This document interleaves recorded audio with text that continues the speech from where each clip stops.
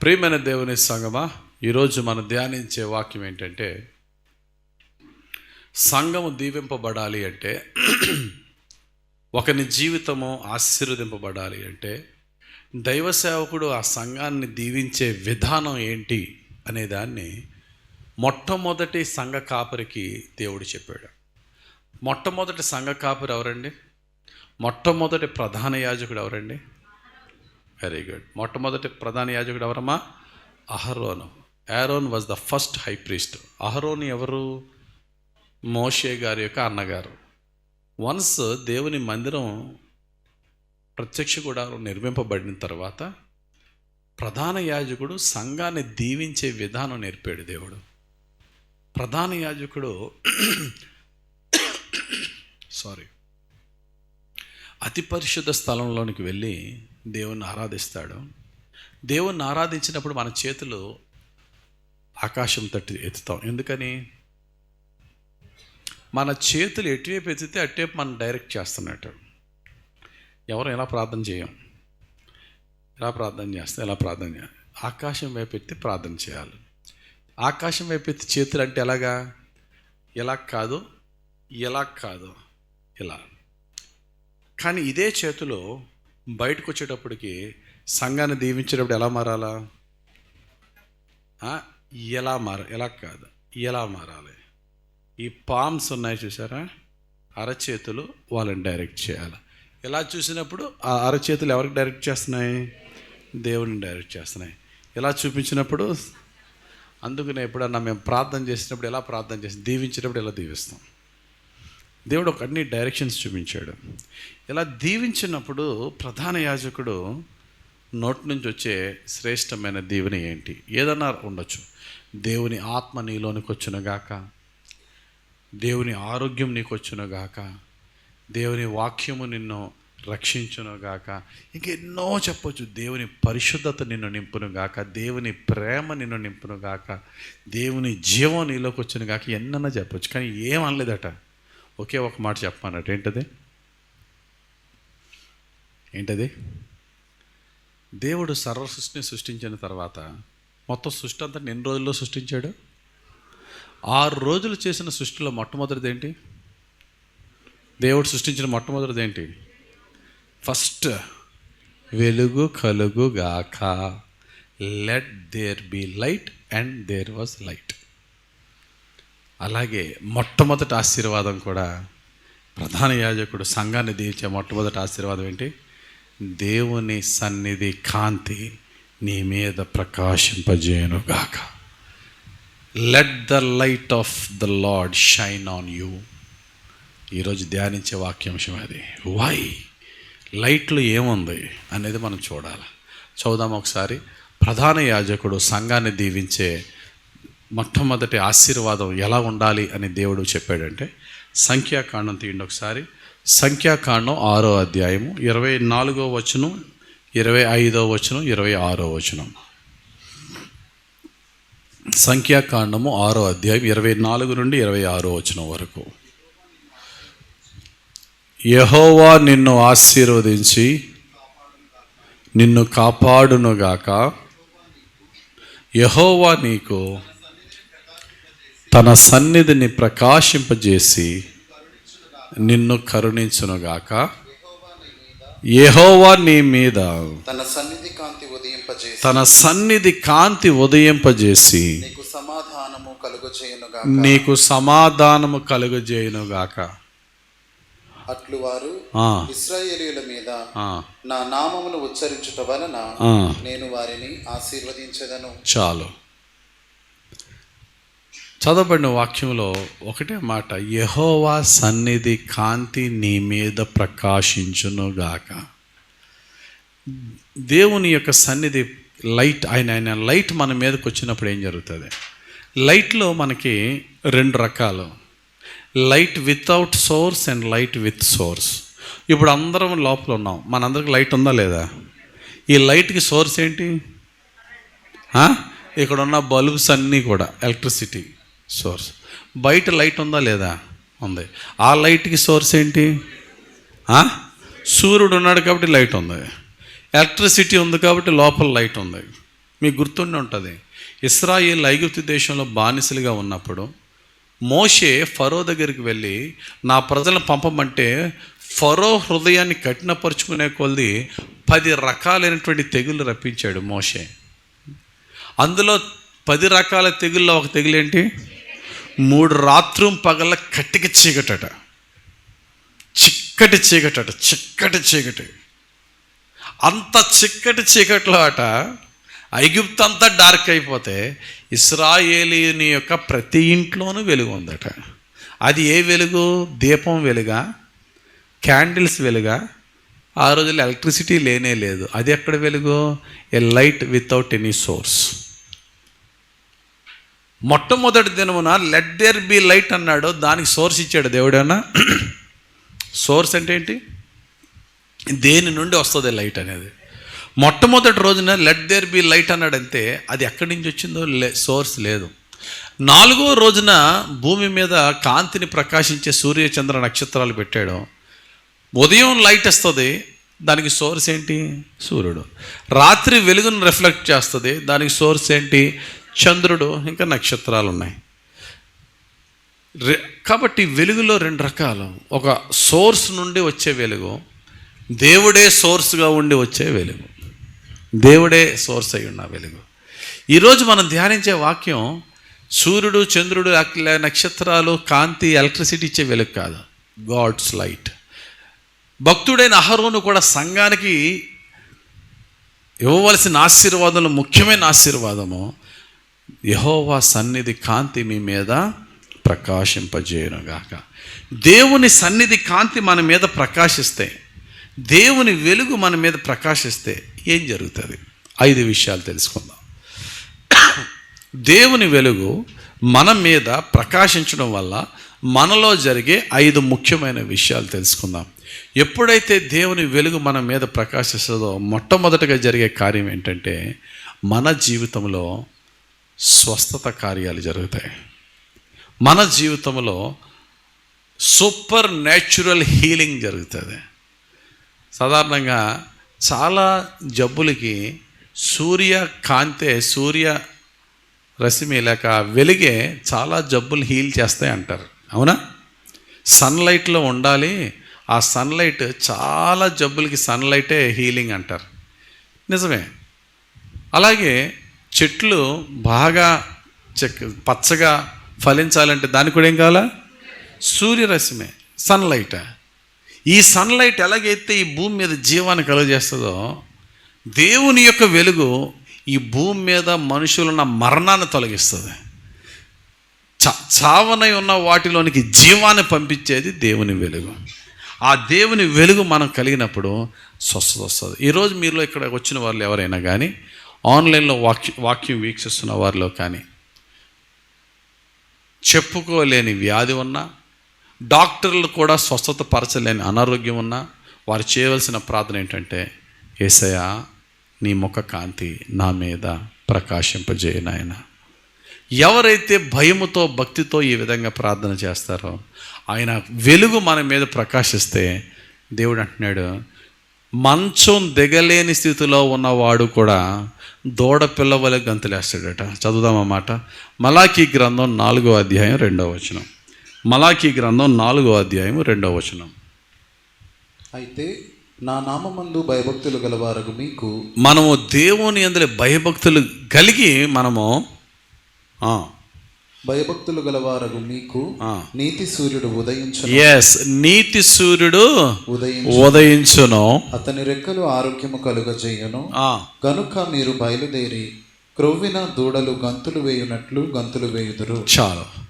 నీతి సూర్యుడు మన మీద ఉదయిస్తే, బయట కనబడుతున్న ఈ సూర్యుడు కాదు, నీతి సూర్యుడని యేసయ్య మన మీద ఉదయిస్తే, ఆయన ముఖము మన మీద కనుక, ఆయన ముఖ కాంతి మన మీద కనుక ప్రకాశిస్తే, మంచం మీద నుండి దిగలేని వారు కూడా పరుగులెట్టి గంతులేస్తారట.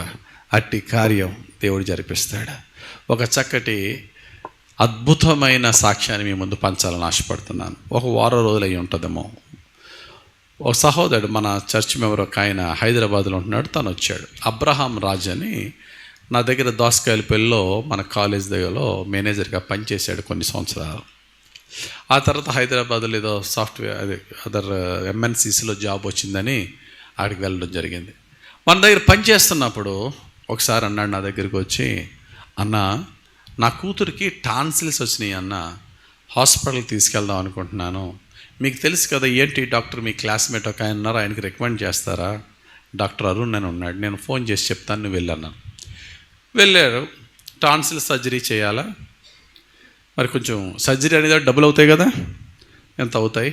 అయితే మీరు అక్కడ ఎంప్లాయీ కాబట్టి మన ఎంప్లాయీస్కి ఈఎస్ఐ ఉంటుంది కదా, ఎంప్లాయ్మెంట్కి ఇన్సూరెన్స్ స్కీమ్ ఉంటుంది కదా, దాంట్లో అయితే మొత్తం ఫ్రీయే. మా హాస్పిటల్కి ఈఎస్ఐ ఉంది. ఈఎస్ఐ ఆ ఇన్సూరెన్స్ క్లెయిమ్ చేయాలంటే ఫస్ట్ ఏం చేయాలంటే లోపల ఏవైతే ఉందో అంతా ఫోటో తీయాలి, ఎండోస్కోపీ గొట్టం పంపించి క్లియర్గా తీసి అప్పుడు ఇన్సూరెన్స్ వాళ్ళకి అప్లై చేస్తే వాళ్ళు ఎస్ యూ క్యాన్ ప్రొసీడ్ అంటే మేము సర్జరీ చేసినా మా డబ్బులు మాకు వచ్చేస్తాయి అన్నారు. మీకు ఇన్సూరెన్స్ అక్కర్లేదు అనుకోండి, ఇప్పుడే చేసేస్తానన్నాడు. లేదండి బాబు మాకు ఇన్సూరెన్స్ కావాలన్నారు. సరే అని చెప్పి ఆ 10 సంవత్సరాల పాపకి లోపల ఎండోస్కోపీతో ఆ గొట్టం పంపించి ఆ టాన్సిల్స్ అని ఫొటోస్ తీసి పంపించాలి. 3-4 సార్లు ఎన్నిసార్లు ట్రై చేసినా ఆ అమ్మాయి సహకరించట్లేదు. 10 సంవత్సరాల అమ్మాయి. డాక్టర్ సూది పట్టుకుంటేనే కంగారు పడతారు. ఇంక ఎండోస్కోపీ గొట్టం పంపిస్తానంటే హడావిడి చేసేసి అస్సలు సహకరించలేదు. చివరికి డాక్టర్ అన్నాడు, ఇదేమో అర్జెంటుగా చేసేసే సర్జరీ కాదు టాన్సిల్స్ అంటే, ఆ పెయిన్కి తగ్గడానికి కొంచెం ఆ ఇన్ఫ్లమేషన్ తగ్గడానికి పెయిన్ తగ్గడానికి ట్యాబ్లెట్స్ ఇస్తాను, 1 సంవత్సరం తర్వాత తీసేద్దాం అన్నారు. అలాగే సార్ అని చెప్పి వచ్చేసారు. ఈ లోపల హైదరాబాద్ ఛాన్స్ వచ్చిందని హైదరాబాద్ వెళ్ళారు. హైదరాబాద్లో ఈ అమ్మాయి తరచుగా సిక్ అవుతుంది. ఎప్పుడైతే హైదరాబాద్ వెళ్ళినప్పుడు ఈ అమ్మాయి తరచుగా సిక్ అవుతుందో, ఏంటబ్బా ఈ అమ్మాయి తరచుగా సిక్ అవుతుందని చెప్పి అక్కడ ఒక పెద్ద డాక్టర్ దగ్గరికి వెళ్తే ఆ డాక్టర్కి చూపిస్తే మందులు ఇచ్చారు, తగ్గలే. డాక్టర్కి అనుమానం వచ్చి బ్లడ్ టెస్ట్ చేద్దామని చెప్పి బ్లడ్ టెస్ట్ చేసినప్పుడు ఆమెలో ఒక అనారోగ్యం ఉంది. అనారోగ్యం పేరు beta thalassaemia sickle cell anaemia అని వచ్చింది. Beta thalassaemia sickle cell anaemia. Doctor declare చేసాడు, ఇంకొక 2 years చచ్చిపోద్ది పాప, 13th yearలో బిడ్డ చచ్చిపోద్ది అన్నాడు. ఇలా టాన్సిల్స్ అని రాజమండ్రి తీసుకెళ్ళామండి అంటే అప్పుడు అన్నాడు డాక్టర్, నిజంగా ఆ రాజమండ్రి డాక్టర్ గారు టాన్సిల్స్ తీసేద్దాం మీకు డబ్బులు లేక ఇన్సూరెన్స్ వల్ల అవుతుందని చెప్పి ఆగారు. డబ్బులుంటే టాన్సిల్స్ డాక్టర్ సాధారణ టాన్సిల్స్ మినిమం బ్లడ్ టెస్ట్ చేస్తారు, కానీ తలసేమి ఉందని ఎవరైనా చేస్తారు. ఇటు కత్తి అలా పడిన వెంటనే పెట్టి చచ్చిపోయేది అన్నారు. టేబుల్ డెత్, ఆపరేషన్ థియేటర్లో టేబుల్ డెత్ అయిపోద్ది. ఎంత బాగా చేసినా ఈ అమ్మాయికి ఉన్న జబ్బుకి జస్ట్ కత్తినాటు లోపల అలా పడిన వెంటనే బ్లడ్ కంట్రోల్ అవుతుంది, చచ్చిపోద్ది అక్కడే. అప్పుడే చచ్చిపోవాలా? ఆశ్చర్యంగా ఏమైంది, ఈ అమ్మాయి ఎండోస్కోపీకి సహకరించకపోవడం వల్ల తప్పింది అన్నారు. మరి నా కూతురు పరిస్థితి ఏంటండి అంటే, ఆశ వదిలేసుకోవడం బెటరు, చాలా కష్టం.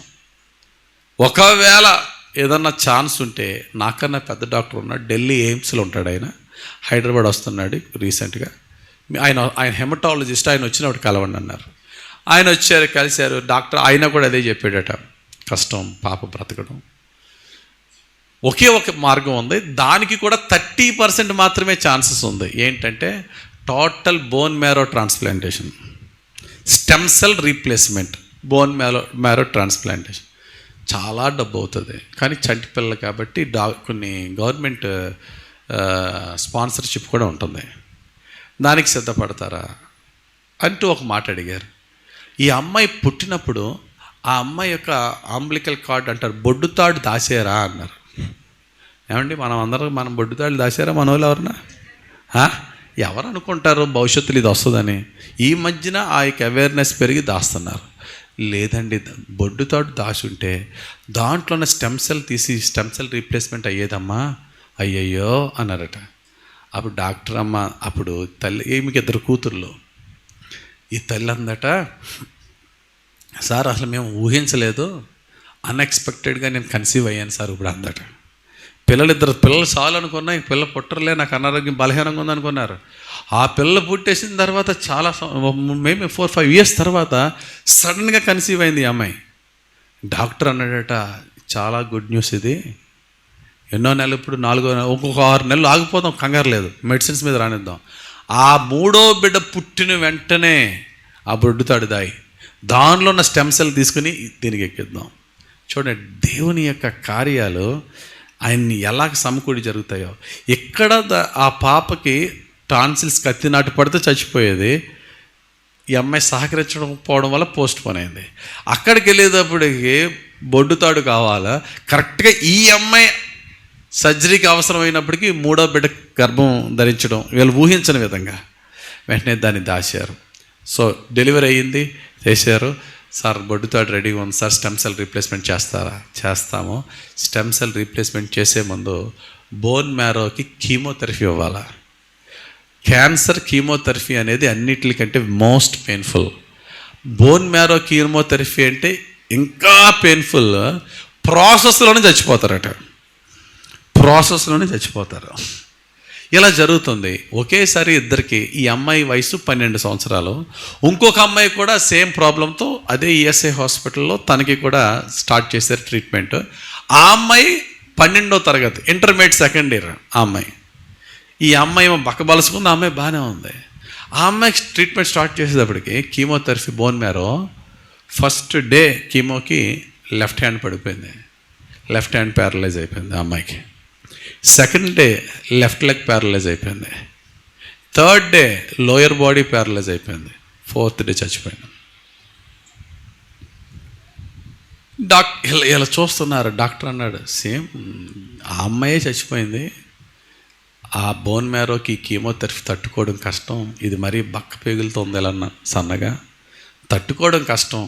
నువ్వు తండ్రిగా చేయమంటున్నావు, గవర్నమెంట్ కూడా ఇన్సూరెన్స్ ఇచ్చింది, మేము చేయవలసిన టెక్స్ట్ బుక్లు ఎలా రాస్తుందో అలా ప్రయత్నిస్తాం, బతుకుతే బతుకుతుందో లేకపోతే లేదు. కీమోథెరపీ 4-5 రోజులు అయ్యేటప్పటికి మొత్తం జుట్టు అంతా ఊడిపోయింది. కీమోథెరపీ అనేది మెడిసిన్ ఎలా ఉంటుందంటే నరాలలోనికి అగ్ని పంపించినట్టు ఉంటుందట. ఆ లిక్విడ్ పేగుల్లోకి బోన్ మ్యారోలోనికి ఆ కీమోథెరపీ వెళ్తుంది. ఇక ఫస్ట్ 5-6 డేస్లో అమ్మాయికి ఒక చావు రూపం వచ్చింది. స్కిన్ అండ్ బోన్స్ అయిపోయింది, ఊడిపోయింది, ఏడుస్తుంది. డాడీ నేను చచ్చిపోతాను డాడీ అంటుంది. నాన్న అంటున్నాడు, కూతురా నువ్వు బతుకుతావు, బాధపడుద్దమ్మా బతుకుతావు. డాడీ నేను తట్టుకోలేకపోతున్నాను డాడీ అంటే, తండ్రి బాత్రూంలోకి వెళ్ళి ఏడ్చేసేవాడు, కళ్ళు తుడుచుకునేవాడు. మళ్ళీ కూతురు దగ్గరికి వచ్చి, కూతురా నువ్వు బతుకుతావు కూతురా, ఏసై స్వస్థపరుస్తాడు కూతురా, కంగారు పడుతుంటే ఒకనొక టైమింగ్ అన్నది, డాడీ నేను చచ్చిపోతాను డాడీ, నేను తట్టుకోలేకపోతున్నాను డాడీ ఈ పెయిన్ని, నా వల్ల కాదు డాడీ, నేను చచ్చిపోతాను డాడీ, తట్టుకోలేకపోతున్నానంటే ఒక రాత్రి maybe 6th day 7th day 11 days process సగం అయ్యేటప్పటికి ఇంకా తిన్న వల్ల కాదు చచ్చిపోతాను అంటే పరిస్థితిలో రాత్రి ఇంటెన్సివ్ కేర్ ఆ యొక్క రూమ్లో బెడ్ ప్రక్కన ఇతడు మోకరించి కూతురు చేతిలో చేసి, అమ్మ ఇద్దరం కలిసి ప్రార్థన చేసుకుందాంరా అని చెప్పి తండ్రి కూతుర్లు ప్రార్థన చేసుకుంటున్నారు. తండ్రి మోకరించి ఏడుస్తున్నాడు, కూతురు బాధ తట్టుకోలేక ఏడుస్తుంది, వామ్మో అని తట్టుకోలేక ఏడుస్తుంది. కూతురు ఏడుపు చూడలేక తండ్రి ఏడుస్తున్నాడు. ఇద్దరు ప్రార్థన చేస్తుంటే సడన్గా మధ్యలో డాడీ అని గట్టి కేకేసింది. ఇంక అయిపోయిందిరా బాబా అని చెప్పి ఏంటని కళ్ళు తెరిచేటప్పటికి, డాడీ చాలా పెద్ద వెలుగు నన్ను తాకింది డాడీ అన్నదట ఒకటే మాట. డాడీ చాలా పెద్ద వెలుగు నన్ను తాకింది డాడీ అన్నదాడు. నీకు కనబడిందంటే నాన్నకేం కనబడట్లేదు, అంత మామూలుగానే ఉంది కదరా. లేదు డాడీ చాలా పెద్ద వెలుగు వచ్చేసి లైట్ వచ్చి నన్ను తాకింది డాడీ అన్నాడు. ఆహా అలాగా పోన్లే అమ్మా అన్నాడు. నెక్స్ట్ వర్డ్ ఏంటి తెలుసా, డాడీ ఒంట్లో ఎక్కడ పెయిన్ లేదే డాడీ. ఫస్ట్ డైలాగ్ డాడీ పెద్ద వెలుగు తాకింది డాడీ. నెక్స్ట్ చెక్ చేసుకుంది, డాడీ నా ఒంట్లో ఎక్కడ పెయిన్ లేదే డాడీ. మూడో డైలాగ్, డాడీ నేను లేచి నడుస్తాను డాడీ. అప్పటి వరకు మంచం మీద పడుకోవడానికి శక్తి లేని అమ్మాయి లేచి కూర్చుందట. దేవునికి స్తోత్రం కలుగునుగాక. కన్నీటితో రాత్రంతా దేవుని స్తుతించాడు. ఉదయం డాక్టర్ వచ్చాడు. డాక్టర్ చెప్పాడు, అమ్మా సగమే అయింది, ఇంతకంటే నెక్స్ట్ ట్రీట్మెంట్, నెక్స్ట్ కీమోలో లెవెల్స్ పెంచుతూ ఉంటారు. నెక్స్ట్ కీమో ఇంకా టఫెస్ట్ కీమో. ఈ కీమోలు తట్టుకోవాలంటే నెక్స్ట్ ఒక 2 కీమో, నెక్స్ట్ వచ్చే కీమోస్ తట్టుకుంటుందా లేదా మాకు తెలియదు డాక్టర్ చెప్పేశాడు. సరే డాక్టర్ మీరు చేయండి అన్న. నెక్స్ట్ కీమో, ముందు జరిగిన కీమోస్ కంటే టఫెస్ట్ కీమో ఎక్కిస్తూ ఉంది మందు. ఈ అమ్మాయి నవ్వుతూ ఉందట. No pain, no suffering. Next chemo అయిపోయింది, తర్వాత కీమో అయిపోయింది, 11 days కీమోస్ అయిపోయినాయి. Daddy no pain daddy. Pain? Doctor ఆశ్చర్యపడ్డాట. ఏంటి పెయిన్ లేదా? లేదు, ఐఎమ్ క్వైట్ ఫైన్ అన్నదట. కీమోస్కి తట్టుకుంది కాబట్టి ఇప్పుడు బోన్ మ్యారో ట్రాన్స్ప్లాంట్ తీసుకెళ్తామని చెప్పి bone marrow transplantation, one of the toughest surgeries, stem cell replacement bone marrow transplantation చేశారు. చేసిన తర్వాత డాక్టర్ చెప్పాడట, పుస్తకంలో ఉన్నట్టుగా చేసేసాము, అందులోంచి బయటకు వస్తుందో రాదో అమ్మాయి నాకు తెలీదు. ఫస్ట్ 24 hours 48 hours అలా కళ్ళు తెరుస్తుందో లేదో తెలియదు. మీరు మీ ఇష్టదైవాలకు ప్రార్థన చేసుకోండి. బోన్ మ్యారో ట్రాన్స్ప్లాంటేషన్ అయిపోయింది, మత్తులోంచి బయటకు వచ్చింది, వైటల్స్ అన్నీ చూశారు, ఎవ్రీథింగ్ పర్ఫెక్ట్, అంతా బాగుంది. డాక్టర్ అన్నాడు, మీ అమ్మాయి ఎలా బతికిందో నాకైతే తెలీదు, నేను టెక్స్ట్ బుక్లో ఎలా ఉందో దాని ప్రకారం చేశానంతే, కానీ బతికించింది మీరు ప్రార్థన చేసుకున్న మీ దేవుడు మాత్రమే.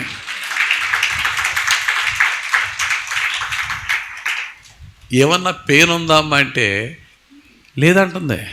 No pain daddy. ప్రాసెస్ అంతా అయిపోతుంది, అమ్మాయికి పెయిన్ లేదు, సఫరింగ్ లేదు. No more tears, no more pain. Discharge చేశారు, ఇంటికి తీసుకొచ్చారు. ఒక ఫస్ట్ 3 years, ఇంచుమించు 2 years అనుకుంటా, అప్పుడే పుట్టిన పిల్లను చూసుకున్నట్టు చూసుకోవాలట. న్యూ లైఫ్ అమ్మాయికి, న్యూ లైఫ్.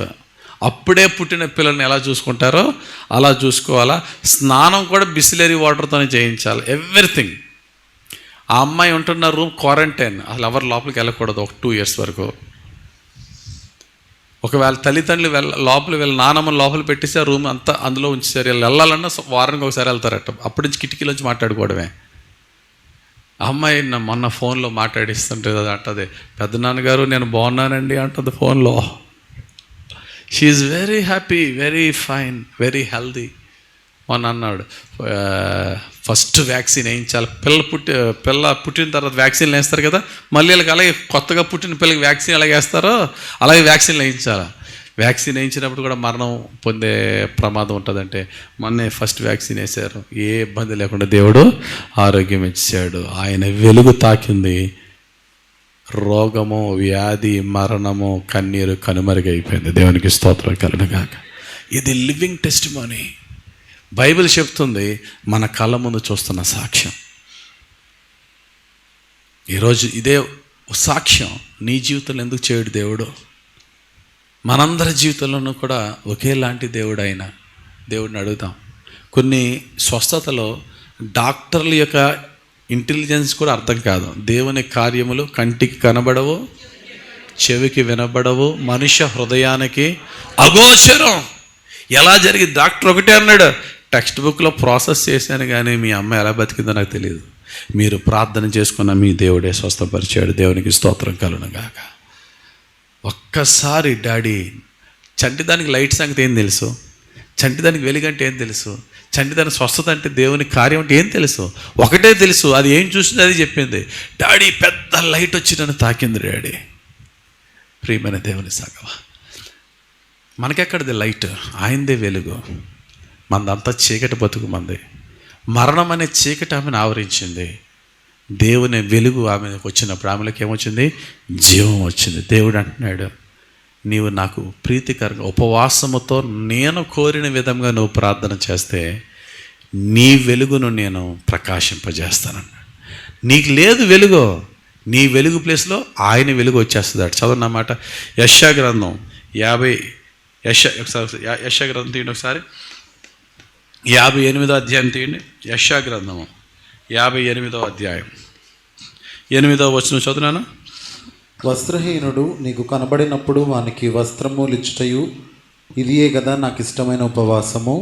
అలాగున నీవు చేసిన ఎడల నీ వెలుగు వేకువ చుక్క వలె ఉదయించును, స్వస్థత నీకు శీఘ్రముగా లభించును, నీ నీతి నీ ముందర నడచును, యెహోవా మహిమ నీ సైన్యపు వెనుకటి భాగమును కావలి కాయును. చదవబడిన వాక్యాలు మనం చూస్తే నేను నాకు ఇష్టమైన విధంగా, నేను మెచ్చు విధముగా నీవు నా యొద్ద ఉపవాసముతో నువ్వు ప్రార్థనలో కనిపెట్టినట్లయినా నీ వెలుగు నేను ఎలా చేస్తాను? మార్నింగ్ స్టార్లా చేస్తానంటున్నాడు. మార్నింగ్ స్టార్ అంటే ఏంటి? సాధారణంగా నక్షత్రాలు రాత్రిలే కనబడతాయి. డే టైం కనబడే నక్షత్రం ఏంటి? సూర్యుడు. Sun is also a star. సూర్యుడు ఎంత వెలుగుతో ప్రకాశిస్తాడో అంతగా నీ జీవితాన్ని నేను ప్రకాశింపజేస్తాను. అంతేకాదు, చీకటి నీ వెనకాతల నుంచి రాకుండా నీ వెనకాతల నా వెలుగును నేను నీకు కాపుదలుగా ఉంచుతాను. ఏ చీకటి, ఏ మరణము నిన్ను తాకుండా నేను చేస్తాను దేవుడు అంటున్నాడు. కాబట్టి ప్రియులరా, దేవుని వెలుగు మన మీద ప్రకాశించినప్పుడు మనలో ఏం జరుగుతుంది చెప్పండి గట్టిగా? స్వస్థతనని గట్టిగా చెప్పాలా? స్వస్థత, healing under the son of righteousness, healing under the wings of the son of righteousness. నీతి సూర్యుని యొక్క రెక్కలు మనకి ఏమిస్తాయండి? స్వస్థత, ఆరోగ్యాన్ని ఇస్తాయి. మంచం మేంచి దిగలేని స్థితిలో పడుకుని పోయిన వ్యక్తి దూడల వరే గంతులు వేసే స్థితి. ఈరోజు నా చంటి బిడ్డ గంతులేసి ఆడుకుంటుంది. దేవునికి స్తోత్రం కలనగాక. వాళ్ళ చెల్లి ఈరోజు ఫస్ట్ సర్వీస్కి వచ్చింది. స్టేజ్ మీద పిలిచి సాక్షి నిలబెట్టే నా చెల్లిని. వాళ్ళ లక్కంగా క్వారంటైన్లో ఉంది. కాబట్టి ప్రియమైన దేవుని సంగమా, మొట్టమొదటిగా అనారోగ్యంతో ఉన్నవారు ఎవరైనా సరే, ప్రభువా నా చాలా పెయిన్ఫుల్ ప్రాసెస్లో నేను వెళ్తున్నాను, డాక్టర్లు వైద్యం చేస్తున్నారు కానీ ఈ పెయిన్ తట్టుకోలేకపోతున్నాను ప్రభు అంటే కన్నీటితో ప్రార్థన చేయి. నీ నోటి నుంచి ఇదే ప్రార్థన, lord let thy light shine on me, let your light shine on me. యేసయ్యా నీ వెలుగు నా మీద ప్రకాశింపజేయి. నాలో నీకు ఇష్టం లేనిది ఏమన్నా ఉంటే తీసే నాయన, నీ వెలుగు నా మీద ప్రకాశింపజేయి. ఏ వ్యాధికైనా స్వస్థత ఆయన వెలుగే. రెండవది, దేవుని వెలుగు మన మీదకి వచ్చినప్పుడు మొదటి స్వస్థత. రెండవది ఏంటంటే salvation and deliverance. Salvation and deliverance. మొట్టమొదటి హీలింగ్ అయితే, రెండవది సాల్వేషన్ అండ్ డెలివరెన్స్, అనగా రక్షణ, విడుదల. నీ జీవితంలో, నా జీవితంలో రకరకాల వ్యాధులే కాదు, రకరకాల దురాత్మ శక్తులు, అలవాటులు, పాపములు, సాతాను బంధకాలు మనల్ని బంధించి చీకటి జీవితంలో నడిపించేయచ్చు. రకరకాల వ్యసనాలకి లోనైపోయి మన బతుకు చీకటి అయిపోవచ్చు. కానీ దేవుడు అంటున్నాడు, అతన్ని విడిపించి అతని గొప్ప చేసేదను, నా రక్షణ అతనికి చూపించేదను. 91వ కీర్తన 14-16 వచనం వరకు. అతన్ని విడిపిస్తా. సాతాను బంధకాలు ఏమైతే బంధించేసి ఉన్నాయో, త్రాగుడు అనే బంధకం, వ్యభిచారం అనే బంధకం, పోర్నోగ్రఫీ, సెల్ ఫోన్ అనే బంధకం, అపవిత్రత అనే బంధకం, లంచగొండితనం అనే బంధకం, ఈజీ మనీ అనే బంధకం, ఈ పాప బంధకాలకి మనం బానిసైపోతే ఈరోజు మనం అందరం కూడా చేయవలసిన ప్రార్థన ఏంటంటే, ప్రభువా మహోన్నతుడా నీ చాటుకు వచ్చానయ్యా, నీ వెలుగు నా మీద ప్రకాశింపజేస్తే నన్ను నీవు విడిపించి నన్ను గొప్ప చేసి నన్ను రక్షించే దేవుడవు కనుక రక్షణ, విడుదల నీలో ఉంది ప్రభువా. భక్తుడైన సౌలు పౌలుగా మారకముందు, భక్తుడైన సౌల్ని, సంఘాన్ని హింసించి దూషించి సంఘాన్ని చిత్రహింసలు పెట్టిన సౌల్ని పౌలుగా మార్చడానికి దేవుడు ఉపయోగించిన పద్ధతి ఏంటి చెప్పండి? దేవుడు దేన్ని ఉపయోగించుకున్నాడు? దమస్కు దారిలో వెళ్ళిపోతున్నాడు మంచి కోపంతో, రోషంతో. ఏది మార్చింది? The light of the lord. దేవుని మహాకాంతి సౌలును తాకగా నేలను పడ్డాడు. ఆ కాంతి చూడలేని కాంతి, సహించలేని కాంతి, భరించలేని కాంతి, కళ్ళు పోయినంత కాంతి, ఎప్పుడు ఎన్నడో చూడని కాంతి, కోటి సూర్యుల తేజస్సు కంటే బలమైన కాంతి. ఒక్కసారి అలా చూసినానికి కింద పడిపోయాడు. మనం మిట్ట మధ్యాహ్నం సూర్యుడిని కూడా ఫ్యూ సెకండ్స్ చూడగలం. మనం చూడలేం కానీ కష్టంగా ఫ్యూ సెకండ్స్ చూడగలం. సౌలు పౌలుగా మారకముందు ఫ్యూ సెకండ్స్ని కూడా కాంతిని చూడలేకపోయాడు, కింద పడిపోయాడు. ఆ కాంతిలో ఒక మాట, సౌలా సౌలా నీవు నన్ను ఎలా హింసించుచున్నావు. ఒక్కసారి దేవుని కాంతిని చూశాడు.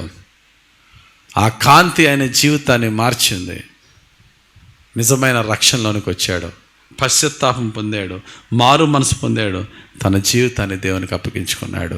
Complete salvation. మరలా 50%, 90% కాదు, complete complete U turn, complete 180 degrees back తిరిగాడు. నేను చేసిన నా బ్రతుకంతా కూడా వెలుగనుకున్న చీకట్లో ఉన్నాను, నిజమైన వెలుగును చూశాను అని చెప్పి కంప్లీట్గా దేవుని వైపు తిరిగాడు. బైబిల్లో మాట ఉంటుంది, దేవా నీ ముఖ కాంతి నా మీద ప్రకాశిస్తే నేను రక్షింపబడతాను అంటాడు కీర్తనకాడు. ఒకే కీర్తనలో 3 సార్లు ఒకటే వచనం రిపీట్ చేస్తాడు. 80వ కీర్తన తీయండి ఒకసారి. కీర్తనల గ్రంథము 80వ కీర్తన 3వ వచనం చదవండి ఒకసారి. కీర్తనల గ్రంథము 80వ కీర్తన 3వ వచనం. దేవా చెరలో నుండి మమ్మను రప్పించుము, మేము రక్షణ నొందునట్లు నీ ముఖకాంతి ప్రకాశింపజేయము. చెప్పండి, దేవుని ముఖకాంతి మనకి ఏమిస్తుంది? రక్షణ పొందునట్లు. చెప్పండి, దేవుని ముఖకాంతి మనకి ఏమిస్తుంది? రక్షణ. రక్షణ. దేవుని ముఖకాంతి మనకి ఇచ్చేదేంటి? సాల్వేషన్, రక్షణ. అందుకనే ముందు అన్నాడు, ఏమన్నాడు?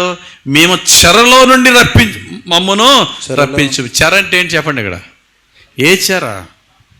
పాపములనే చెర, బంధకాలనే చెర, సాతాను చీకటనే చెర, అనారోగ్యాలనే చెర, చెడు వ్యసనాలనే చెర, భయంకరమైన అపవిత్రతనే చెర. ఎవరు ఏ చెరలో ఉన్నామో మనకు తెలుసు, మన రహస్యమైన చెరలు మనకు తెలుసు, మన దేవునికి తెలుసు. ప్రభా ఈ చెరలోంచి బయటికి రాలేకపోతున్నాను ఆయన, నీ ముఖ కాంతి నా మీద ప్రకాశిస్తే నీ వెలుగే వీటిని కాల్ చేస్తుంది ప్రభా, నీ వెలుగే చీకటి బంధకాలను కాల్ చేస్తుంది ప్రభా. అప్పుడు నేను చెరలోంచి బయటికి రావడమే కాదు, రక్షింపబడతానయ్యా. 3వ వచనంలో అన్నాడు, 7వ వచనంలో అన్నాడు, 19వ వచనంలో అన్నాడు. సేమ్ రిపీట్ అవుతుంది. చూడండి, 7 చదవండి ఒకసారి. సైన్యములకు అధిపతి వగుదేవా చెరలో నుండి మమ్ము రప్పించము, మేము రక్షణ నొందునట్లు నీ ముఖకాంతి ప్రకాశింపజేయము. చెర, ముఖకాంతి, రక్షణ, ఈ 3 గుర్తుపెట్టుకోండి. మరలా 19వ వచనం చదవండి. యెహోవా సైన్యములకు అధిపతి వగుదేవా చెరలో నుండి మమ్ము రప్పించము, మేము రక్షణ నొందునట్లు నీ ముఖకాంతి ప్రకాశింపజేయము. చెర, ముఖకాంతి, రక్షణ. నువ్వు నేను ఏ చెరలో ఉన్నాం ఈ రోజున? ఏ పాప బంధకంలో ఉన్నాం ఈ రోజున? ఏ వ్యసనంలో ఉన్నాం ఈ రోజున? ఏ దీవెన దేవుని నుంచి ఏ దీవెనలు మనం పోగొట్టుకున్నాం మన పాపముల వల్ల? ఏ బంధకాలు మనల్ని బంధించినాయి? సాతాను యొక్క చీకటి ఏమి మనల్ని ఆవరించిందో అదే చెర. దేవుణ్ణి అడుగుదాం, ప్రభువా నీ ముఖ కాంతి నా మీద ప్రకాశింపజేయి ప్రభువా, నా చీకటి తొలగిపోవాలి, నేను రక్షింపబడాలి. దేవునికి స్తోత్రం కలుగును గాక. అందుకని యేసే పుట్టిన వెంటనే అన్యజనులకు వెలుగుగా ఆయన వచ్చాడట. లోకాసు వార్త 2:30 వచనం, అన్యజనులకు నిన్ను బయలుపరచుటకు వెలుగుగాను నీ ప్రజల ఇశ్రాయేలుకు మహిమగాను. యేసయ్య మనందరికీ ఏంటి చెప్పండి? వెలుగు. ఆయన వెలుగుగా వచ్చాడు.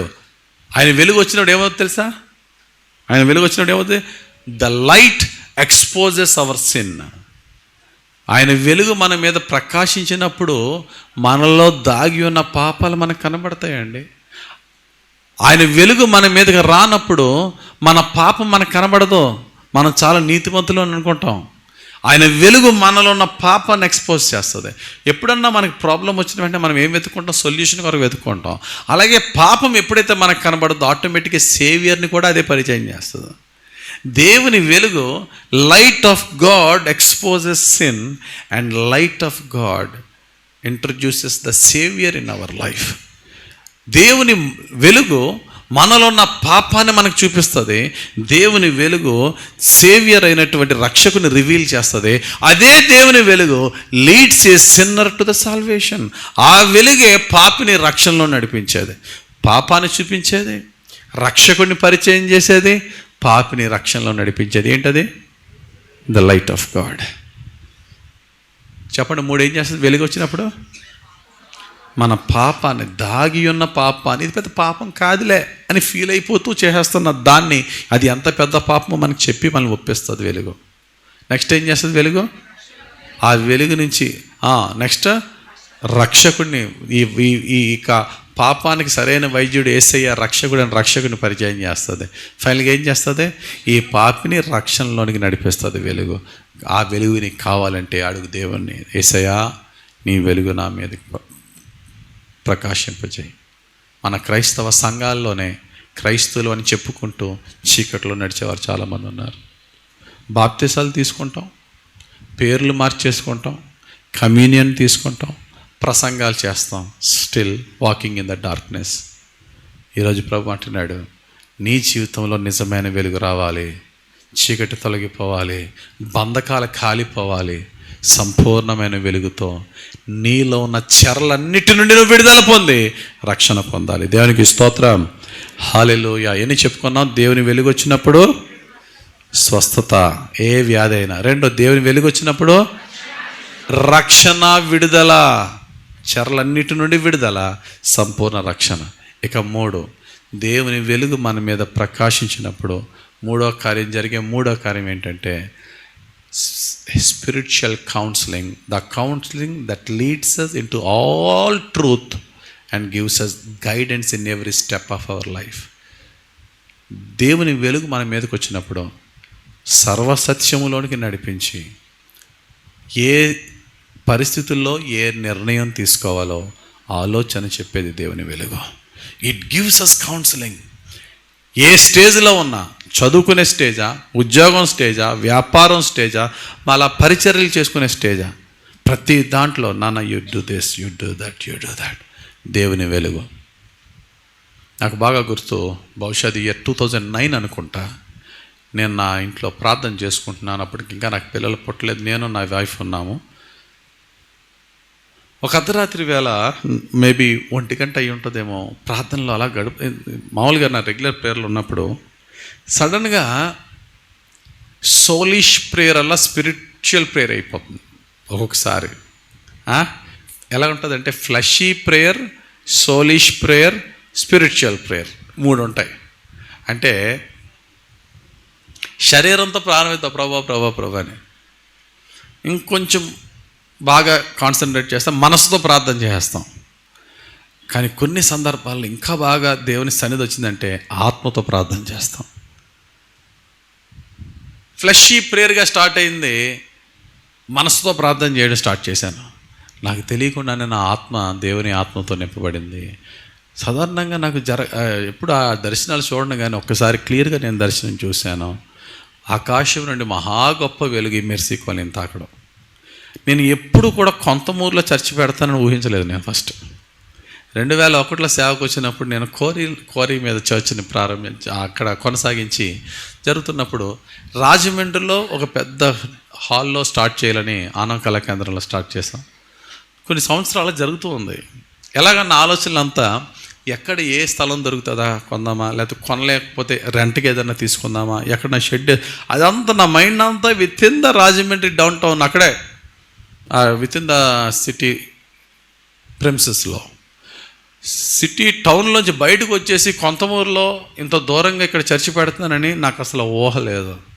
కానీ ఆ రాత్రి చూసిన దర్శనంలో ఒక వెలుగు కూడా, ఎటువంటి వెలుగు అంటే ఏదో లైట్గా వచ్చే వెలుగు కాదు, ఒక స్తంభాల లాంటి మహా strong beams of light, heaven to earth అనమాట. అది మన మెర్సీ కాలనీ గ్రౌండ్లో తాకుతూ ఉంది.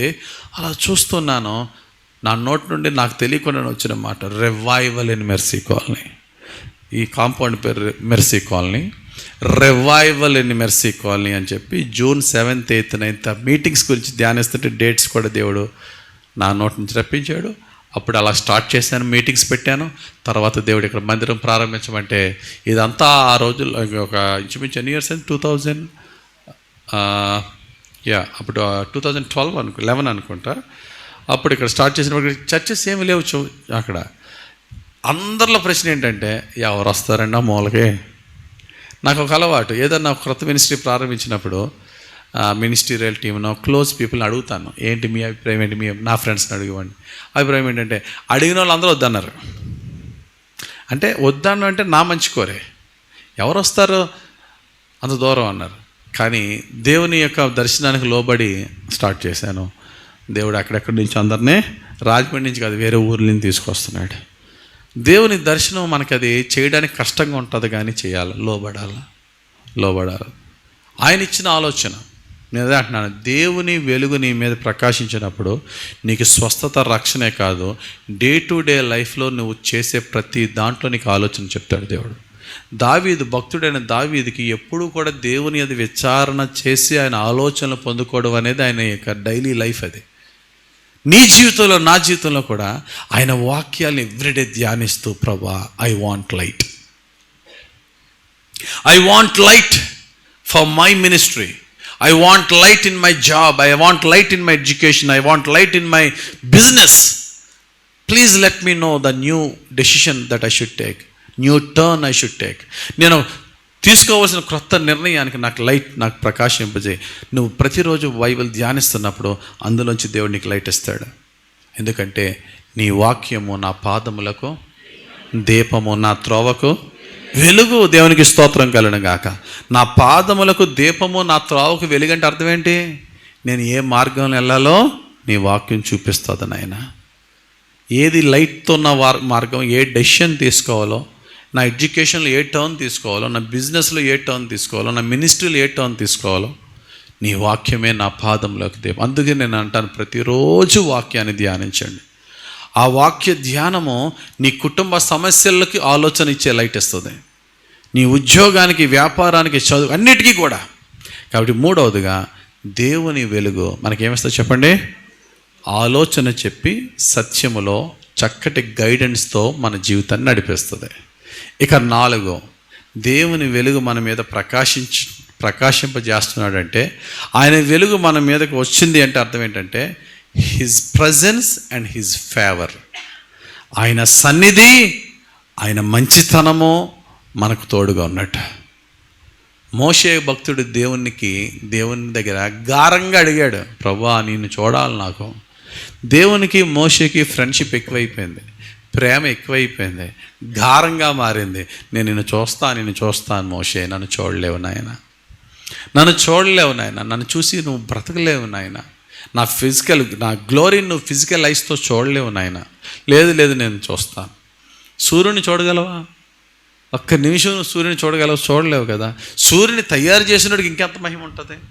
నువ్వు నన్ను చూడలేవు నాయన అని. ఎలాగంటే నేను చూస్తానంటే నా వెనక రూపం చూద్ది కానీ నువ్వు నా మహిమను నువ్వు చూడలేవు. కానీ మహిమ ప్లేస్లో నేను నీకు ఏమిస్తాను తెలుసా?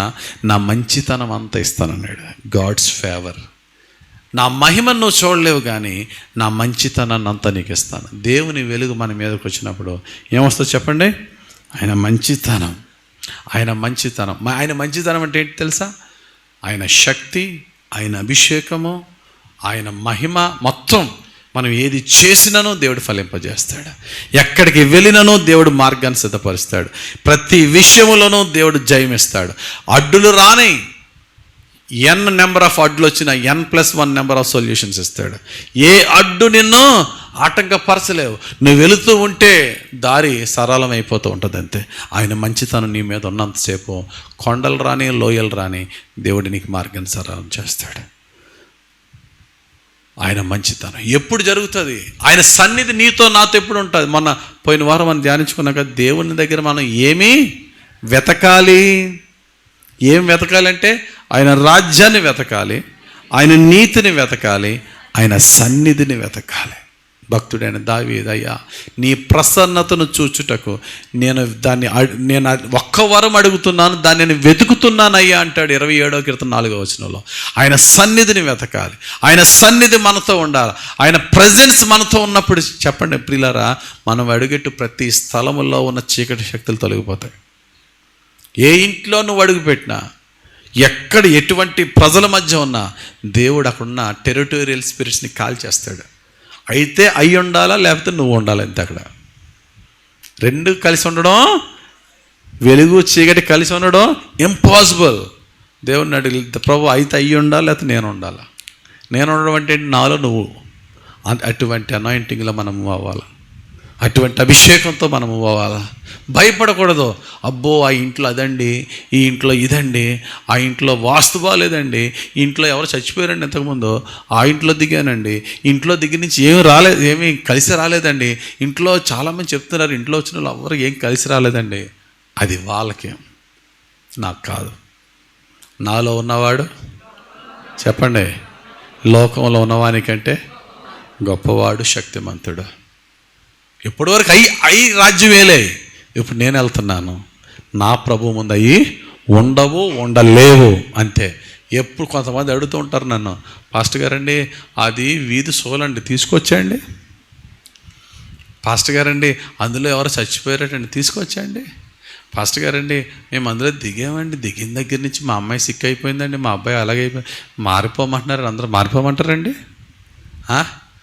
నీ బలహీనమైన ఈ ఆలోచనలు ఉన్నప్పుడు ఏ ఇంటికి వెళ్ళినా అది నలయాలుతూనే ఉంటుంది. ఒకటే, అదన్నా ఉండాలి, నేనన్నా ఉండాలి, అంతే. నా ప్రభువుని నేను విడిచిపెట్టను, అది నన్ను తాకలేదు, నా ప్రభు నాలో ఉన్నంతసేపు.